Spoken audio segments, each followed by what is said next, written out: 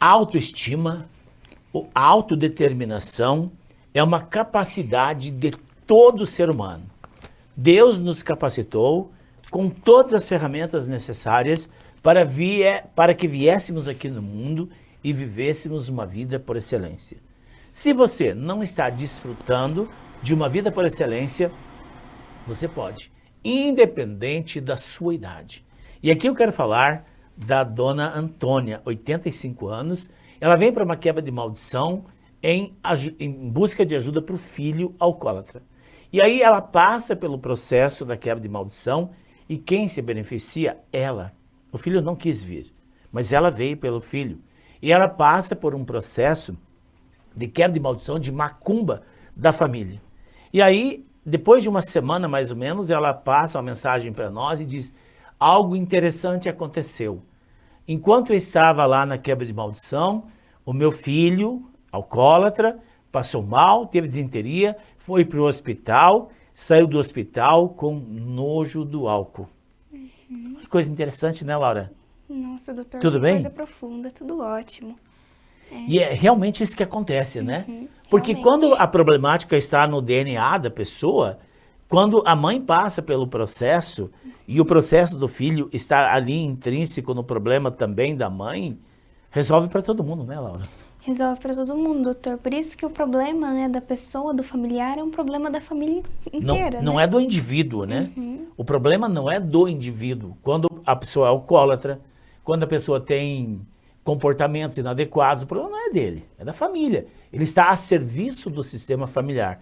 Você tem um relato para nós hoje, Laura? Tenho sim, doutor. Doutor, eu quero contar o caso, né, de um paciente que participou de uma sessão com a ayahuasca com a gente. E esse paciente, né, ele foi a primeira vez que ele realizou com a gente. Ele sentiu uma culpa muito grande, né, um remorso muito grande de si mesmo. Há 30 anos atrás, ele sentiu que cometeu muitos erros, errou muito, e ele não conseguia se perdoar. Ele se punia muito, se culpava, se criticava. E ali, durante o processo, né, ele conseguiu sentir uma luz, um amor, e conseguiu parar, né, entender que ele tinha que parar de se criticar tanto, parar de se condenar tanto, né, se perdoar.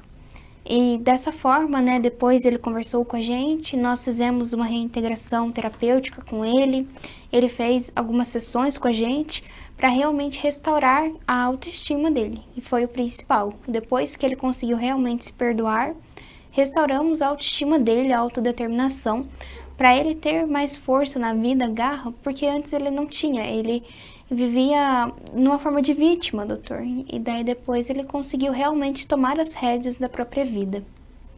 Doutor, eu queria que o senhor contasse, então, quando acontece, né, as pessoas cometem algo que considera errado e não conseguem se perdoar, qual é a melhor maneira de prosseguir?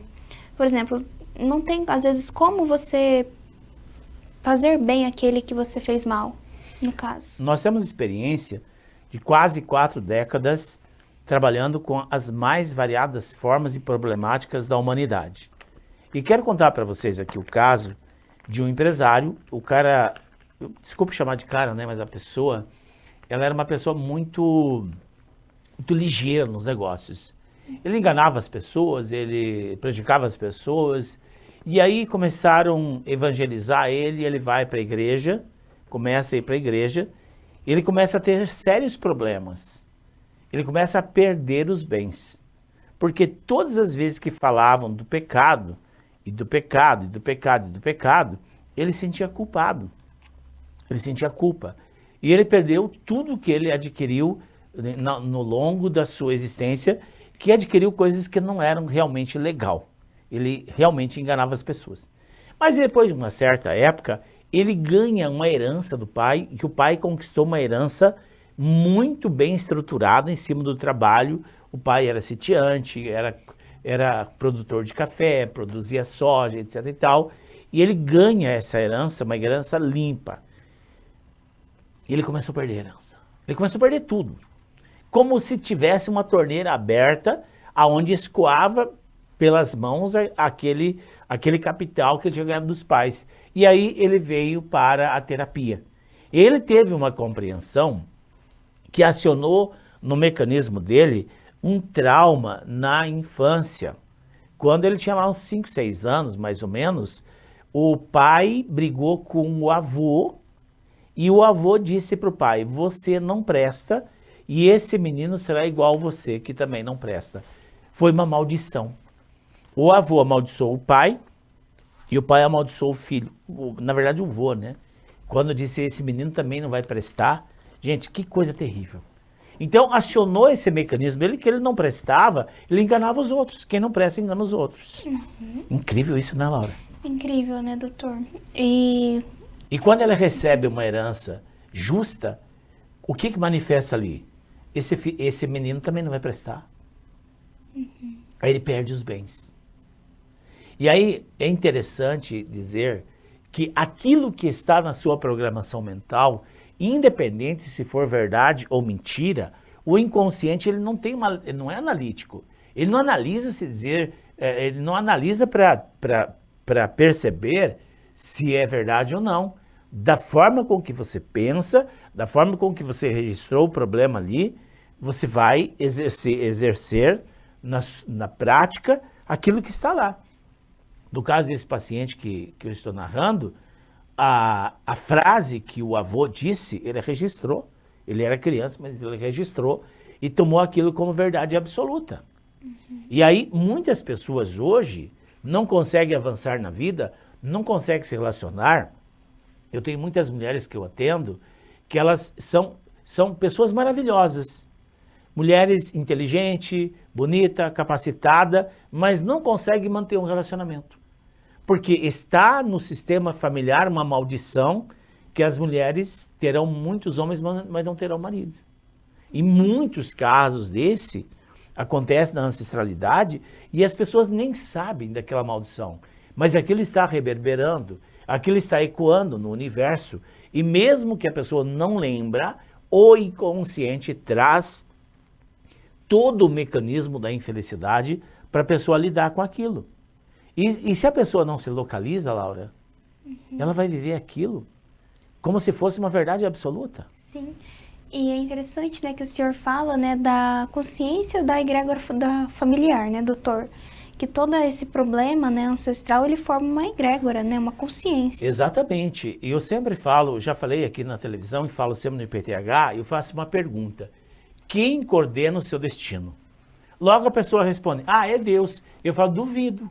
Se fosse Deus que coordenasse o nosso destino, nós teríamos um destino extremamente de felicidade. Então, quando a pessoa é interpelada, não é Deus que coordena o seu destino. Então sou eu. Mas se fosse você que coordenasse o seu destino, a sua vida seria maravilhosa, não seria? Claro que seria. Tanto se fosse Deus quanto você, a vida seria ótima. Ninguém queria problema para si. Então, é uma prova que tem uma consciência mais elevada que coordena o nosso destino. E essa consciência chama-se egrégora familiar. Tudo que estiver na egrégora será executado por você. E se na egrégora tiver uma programação de escassez, de miséria, de fracassos amorosos, de fracassos pessoais, tal qual a programação vai acontecer. E é isso que nós trabalhamos na quebra de maldição. Nós abrimos o código da egrégora familiar, levamos a pessoa a contemplar essa egrégora de uma forma humana, para que possa compreender, e ali há uma interação entre o descendente e a egrégora que está com a programação da maldição. E no terceiro dia da quebra de maldição, nós fazemos a substituição da egrégora de fracasso, de maldição, de escassez, por uma egrégora majestosa. É nisso que consiste a mudança da vida das pessoas. Isso nós fazemos em 3 dias na quebra de maldição. E não tem nenhum problema que você não possa resolver. Se eu falasse que eu resolveria seus problemas, eu estava sendo incoerente. Quem resolve os seus problemas é você. Nós do IPTH, somos apenas um canal de luz, de sabedoria, de discernimento, que levamos você ao encontro da sua história, ao encontro do conteúdo da egrégora da sua família. E nós fazemos ali a troca, a substituição dessa egrégora, proporcionando uma egrégora de luz, uma egrégora de paz, de prosperidade e de sucesso em todas as áreas da vida e aí você pode ser feliz. Já pensou? Você acredita que você é capaz? Se você acredita, entre em contato conosco nas nossas redes sociais.